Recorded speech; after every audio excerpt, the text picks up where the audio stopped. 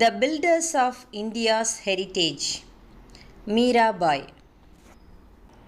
Although surrounded by the desert of Rajasthan, beautiful was the village of Kurki, and magnificent was the palatial building of Rao Ratan Singh, the younger brother of the ruler of Metta. But nothing was more beautiful or more magnificent than the sweet little daughter of Rao Ratan.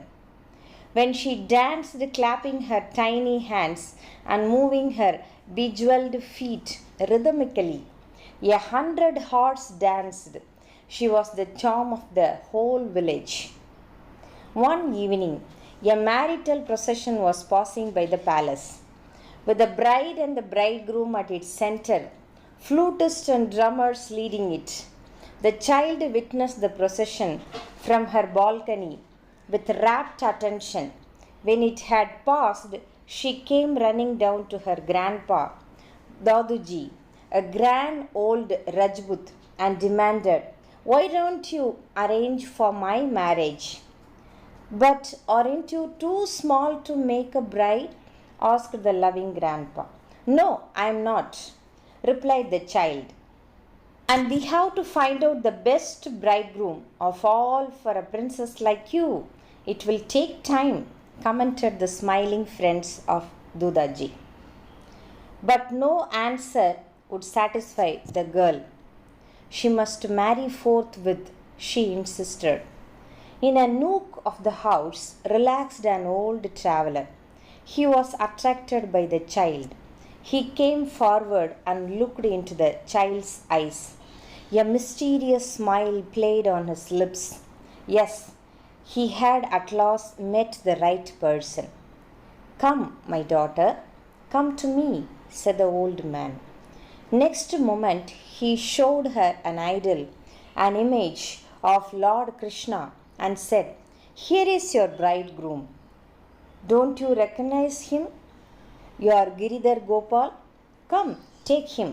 He is yours forever." The girl remained looking at the idol.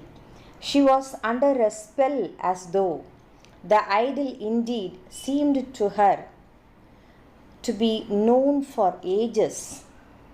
"Krishna, Giridhar Gopal, where were you hiding all these days?" The girl suddenly sprang to her feet. She took hold of the idol and at once ran away into her room. Those who witnessed the scene were amused. They laughed. The only person to look grave was the old man. He sighed, and tears rolling down his cheeks, left the palace. He was a great sage, Raidas.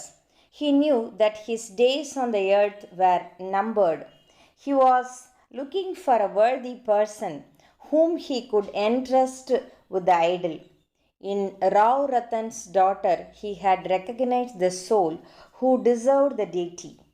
And the girl Mira was alone with the idol in her room, weeping and laughing and talking to her Krishna. Maids came and called her to dinner, but she would not stir.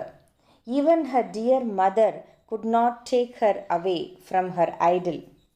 And even though years passed, Mira did not change. She was now a beautiful maiden. There were many princes seeking her hand in marriage, but she had only one answer: "I am already married to Krishna. How can I marry someone again?" Her parents were worried. She prevailed upon her until she gave up. She was married to Bohraj, the prince of Mewar. She went over to her husband's palace at Chittur, but without forgetting to take her idol with her. A crisis arose on her very first day at Chittur. It was evening.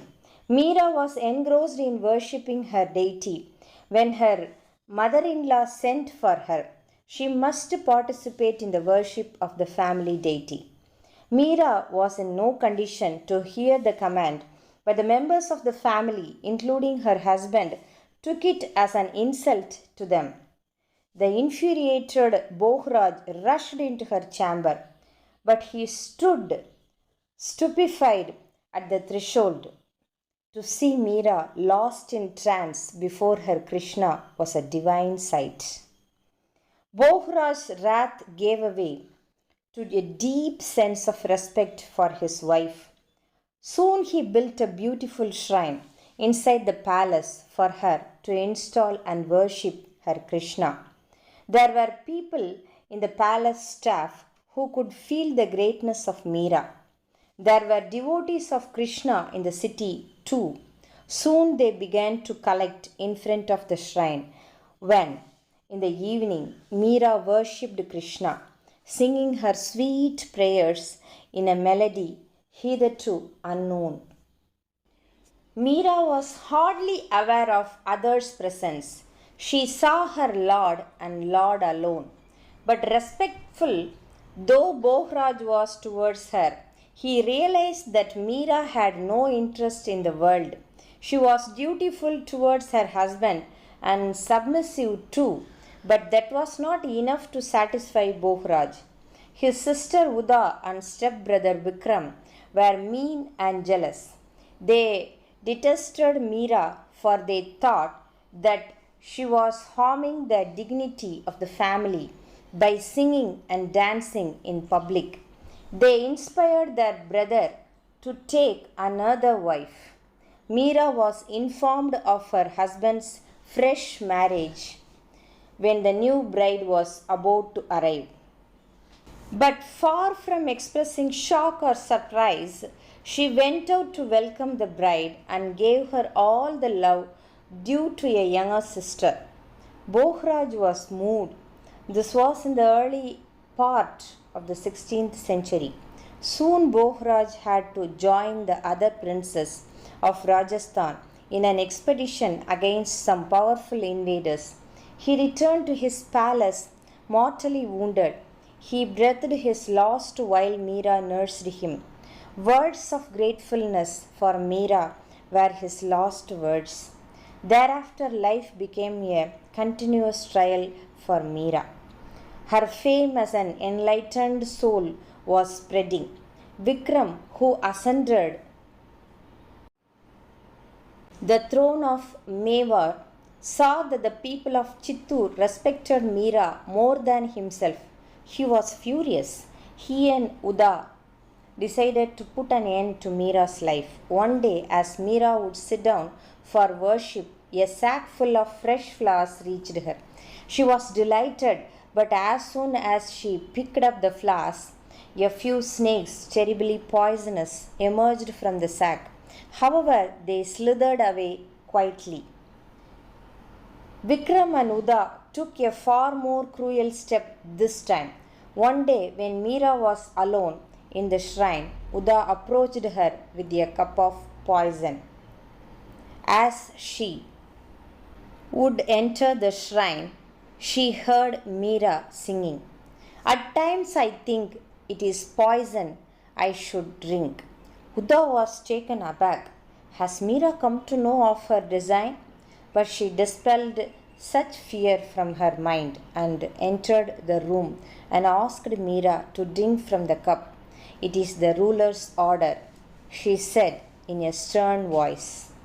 I will do as your ruler has wished, but it is the supreme ruler's wish that will be fulfilled, said Mira, and she drank the poison.